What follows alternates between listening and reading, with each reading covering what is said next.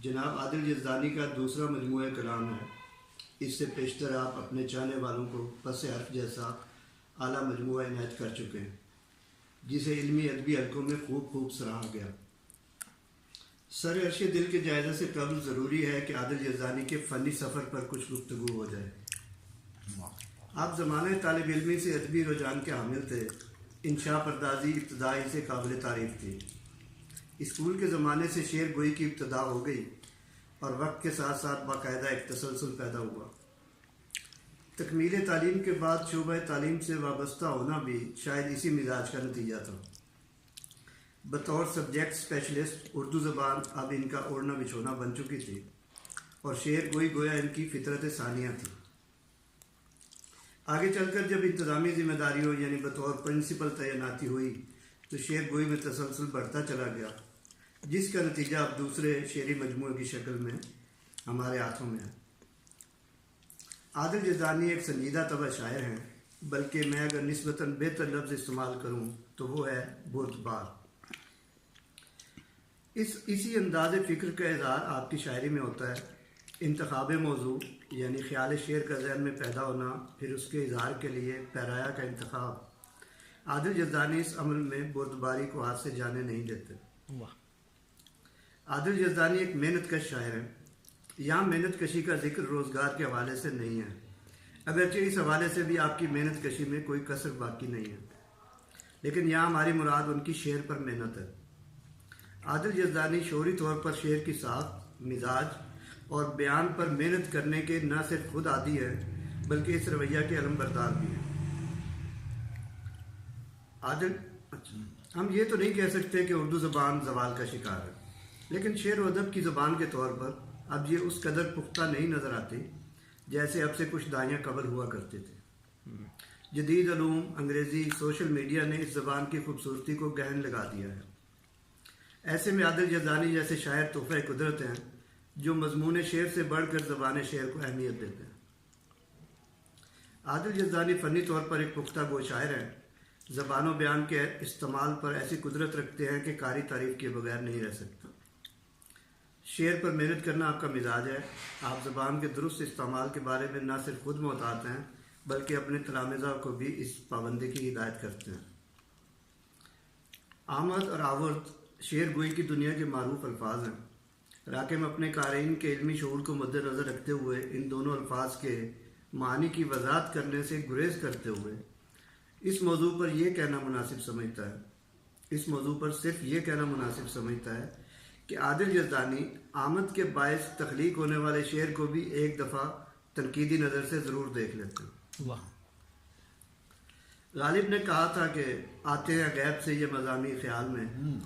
عادل یزدانی غیب سے آئے ہوئے مضامین پر بھی ایک تنقیدی نظر ڈال لیتے ہیں، مبادا کوئی محاورہ غلط باندھا گیا ہو یا کوئی التزام مجروح ہو رہا ہو۔ انتخاب ردیف ایسا پہلو ہے جو قاری کو پہلی نظر میں ہی عادل یزدانی کے شعری مقام کے حوالے سے رائے قائم کرنے میں معاون ثابت ہوتا ہے۔ آپ منفرد ردیفوں کے انتخاب اور ان کو کما حق و حقوق نبھانے میں ید طولہ رکھتے ہیں۔ ان کے کلام میں کہیں بھی ردیف از برائے ردیف نہیں ہے۔ ردیف اپنے مکمل معانی کے ساتھ نبھاتے ہیں اور داد پاتے ہیں۔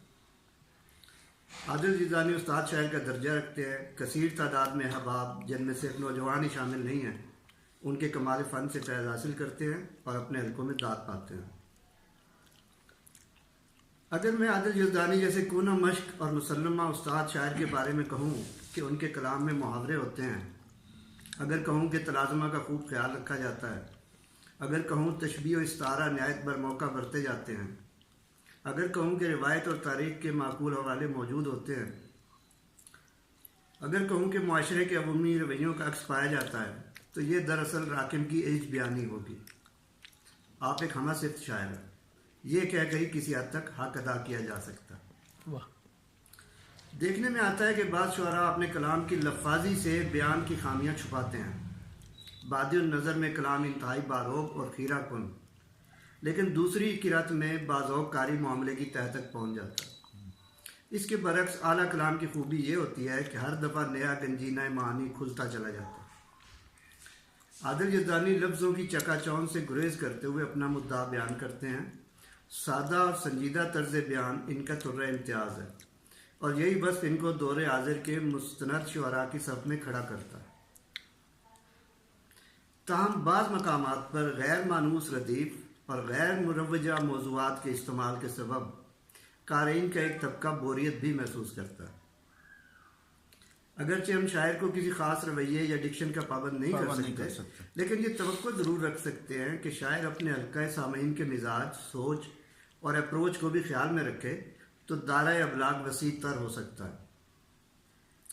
لیجیے صاحبان، قلم اس جانب رواں ہوا ہے تو ایک اور پہلو کی نشاندہی بھی ہو جائے۔ عادل یزدانی ردیف کے استعمال میں مزاجن انتہا پسند ہے۔ ردیف کے ہر پہلو کو ایک غزل میں استعمال کرنا آپ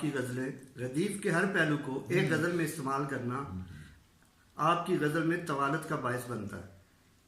غزل اگرچہ ساخت کے اعتبار سے جتنی بھی طویل ہو قابل اعتراض نہیں ہے، تاہم اشعار کی تعداد اعتدال سے تجاوز کرے تو قاری کی یکسوئی قائم نہیں رہ پاتی اور بوجھل پن کا احساس ہوتا ہے۔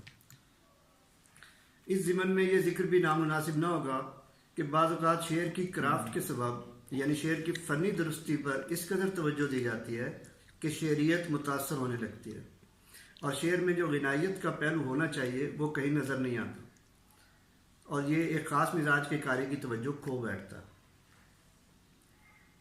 مضمون کی تیاری کے سلسلے میں انتخاب اشعار نے بھی خوب دشواری پیدا کی۔ 208 صفحات کی 85 غزلیات پر مشتمل ایک کونا مشق شاعر کے مجموعہ سے آپ ایک مضمون کے لیے کم سے کم کتنے اشعار منتخب کریں گے؟ ہر صفحہ دامن توجہ کو کھینچ رہا ہے۔ 20 اشعار ایسے کہ جن کا ذکر ہونا چاہیے، لیکن مضمون کا مختصر دامن اس کا متحمل نہیں۔ 2-4 اشعار کی شمولیت سے نہ مصنف سے انصاف ہوگا نہ قاری سے، لہٰذا اس پہلو کو تشنہ رکھتے ہوئے، کتاب پڑھنے کی ترغیب دلاتے ہوئے محترم عادل یزدانی کے لیے بہت دعائیں، اور مستقبل میں ان سے مزید بہتر کارکردگی کی توقع کے ساتھ اجازت۔